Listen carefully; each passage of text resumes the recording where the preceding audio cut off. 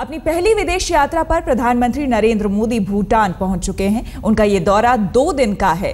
दिन में करीब 11:15 बजे मोदी के विशेष विमान ने भूटान के पारो एयरपोर्ट पर लैंड किया।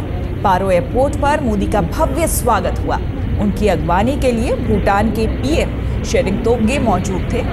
वहां से लगभग 55 किलोमीटर की दूर राजधानी थिम्पू पहुंचने पर भी मोदी का शानदार स्वागत हुआ।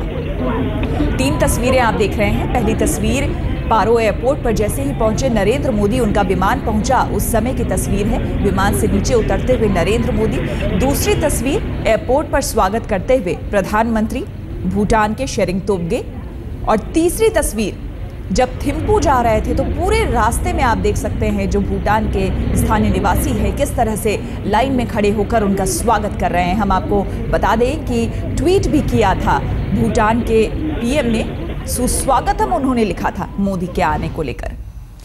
और प्रधानमंत्री नरेंद्र मोदी इस वक्त भूटान दौरे पर हैं। थिम्पू पहुंचने पर उनका जोरदार स्वागत हुआ है। लोगों में गजब का उत्साह दिखा। वहां के माहौल का आज तक पेश कर रही है आज तक संवाददाता मौसमी सिंह।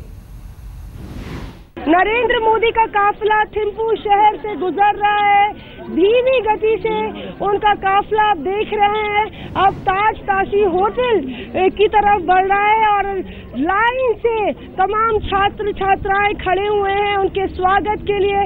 उनका पूरा जो कैवलकेड है वो आना शुरू हो गया। तस्वीरों में आप देख रहे हैं नरेंद्र मोदी पारो एयरपोर्ट से अद्भुत भूटान, अनूठा भूटान की भव्य प्रकृति को देखते हुए अब ताजताशी होटल की तरफ बढ़ेंगे और उनके स्वागत के लिए जबरदस्त तैयारी है। जाहिर है कि तमाम लोग काफी एक्साइटेड हैं। इस घड़ी के लिए घंटों से इंतजार कर रहे थे और भूटान ने अपने दरवाजे भारतीय प्रधानमंत्री के लिए खोल के रख दिए हैं। कैमरा पर्सन कृपाल सिंह के साथ मौसमी सिंह, थिम्पू, आज तक।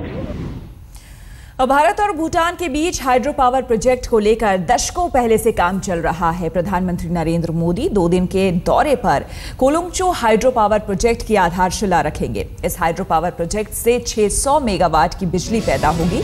दौरे के दौरान कई और हाइड्रो पावर प्रोजेक्ट लगाने पर बात हो सकती है। वहां के युवाओं को भारत से जोड़ने के लिए शिक्षा के क्षेत्र में समझौते किए जाएंगे। दोनों देशों के बीच उद्योग और निवेश बढ़ाने पर भी बातचीत की जाएगी। इसके अलावा आर्थिक सहयोग पर भी बातचीत होगी।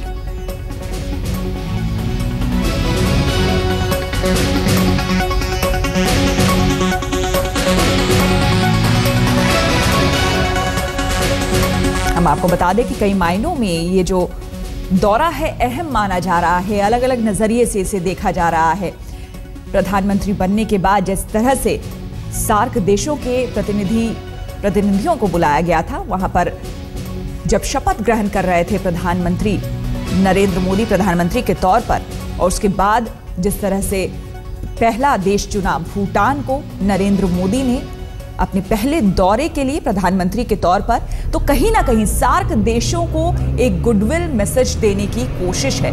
क्योंकि बीते दिनों कुछ खास अच्छे रिश्ते नहीं रहे हैं। हमारे जो नेबर कंट्रीज रही हैं, जो हमारे पड़ोसी देश रहे हैं, तो कहीं ना कहीं उसे सुधारने की एक कोशिश और एक गुडविल मैसेज देने की कोशिश। भूटान हालांकि जितने भी सार्क देश हैं उनमें सबसे छोटा ये देश है, लेकिन उसके बावजूद इस बात को भी सम्मान देने की कोशिश कि जो देश सम्मान दे रहा है, आदर से बुला रहा है, उनके पास हम सबसे पहले जाएंगे। भले ही वो देश बड़ा हो या ना हो, चाहे आर्थिक तौर पर या फिर किसी और तौर पर, लेकिन सबसे बड़ी बात यह है कि एक दूसरे के लिए प्रेम और सौहार्द होना, सम्मान होना ज्यादा जरूरी है किसी और बात से।